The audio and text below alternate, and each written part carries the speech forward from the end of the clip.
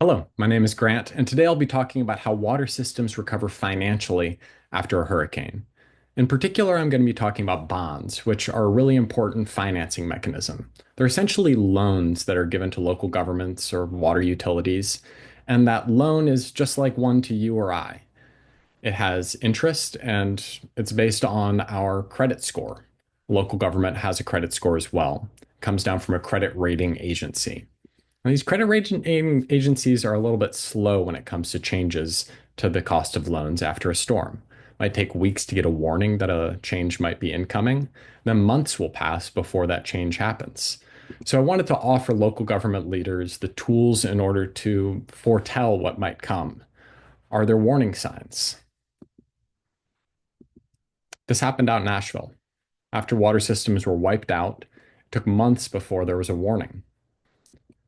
After that warning came down, Asheville thought about raising the cost of water for its customers. This is nearly 70% of US water utilities that rely on municipal bonds and thus these big rating agencies that are slow to give information. It's nearly half of North Carolina. These are the water systems in North Carolina that I identified as linked to bonds. They're rural, they're urban, they're county water systems, they're municipal. When we think about bonds, we think about them as stable, but I wanted to look at the secondary market, bond prices, the trading of bonds. And these are volatile, and they might offer some clues, some heads up to local government leaders about incoming ratings changes. So the question is, do they change after hurricanes?